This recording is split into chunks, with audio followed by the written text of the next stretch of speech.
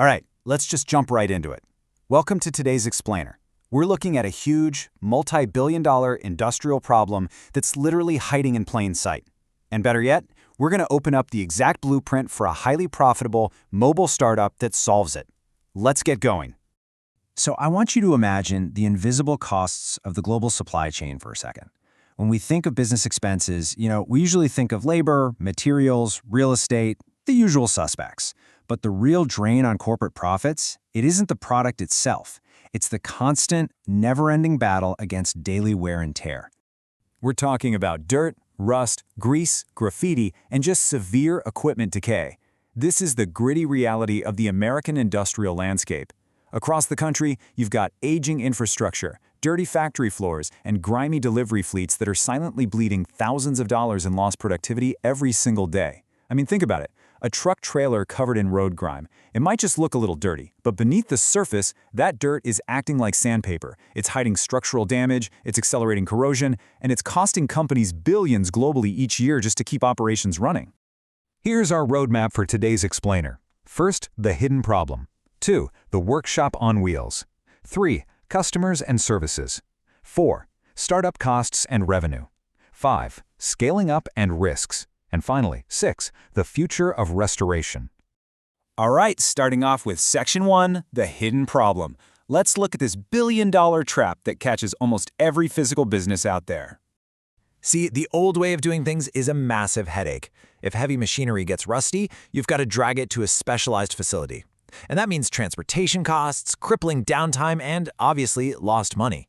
But here is the massive light bulb moment. The new way? The restoration workshop travels directly to the problem. The equipment stays exactly where it is, and that crazy downtime is virtually eliminated. It's a total game changer. Moving on to Section 2, workshop on wheels. Let's actually look at the physical reality of this mobile startup. I mean, just look at the sheer amount of industrial-grade tech you can pack into a single commercial van or trailer. You've got high-temperature steam cleaning systems, heavy-duty pressure washers, professional sandblasting gear, and all of it's powered by portable generators. By bringing this entire arsenal directly to a logistics yard or a construction site, you aren't just selling a cleaning service, you're selling immediate on-site time recovery. And for businesses, as we all know, time is absolutely money. Which brings us to Section 3, customers and services. Because you might be wondering, who actually writes the checks for this kind of heavy-duty service? Well, follow the problem, and you're going to find the customer.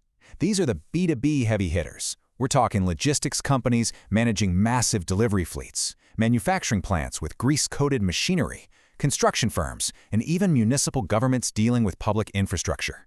These clients don't view preventative maintenance as some kind of luxury. For them, it's an absolute necessity to protect their massive capital investments. And the real beauty of this mobile model is its flexibility. Just imagine a typical day for a second.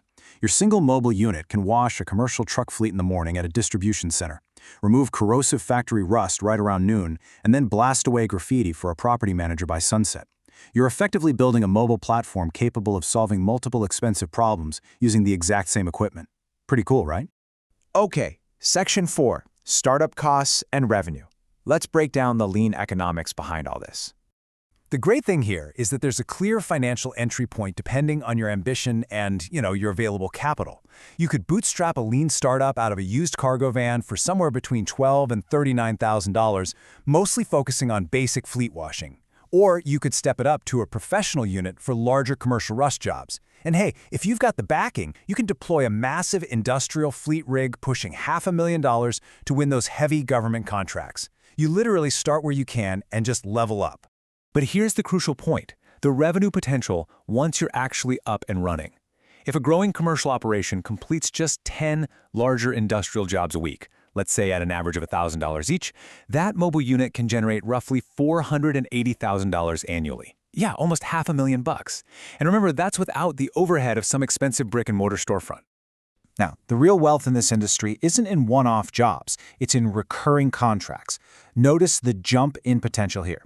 An owner-operator doing small jobs might hit $144,000 a year. Not bad at all, but secure recurring fleet and property management contracts, and you drastically scale your predictable revenue up to $420,000. Add a second or third vehicle to the mix, suddenly you're looking at a multi-vehicle operation generating $750,000 or more. Predictable, recurring B2B revenue, that's the holy grail here. All right, moving to Section 5, Scaling Up and Risks. Because building an empire takes a strong stomach. This is basically your growth roadmap. You don't start with a massive fleet on day one. First, you master your local market, right? You build a flawless reputation. Once demand totally exceeds your capacity, then you strategically add a second unit. After that, you expand regionally, again, without the massive cost of opening physical stores.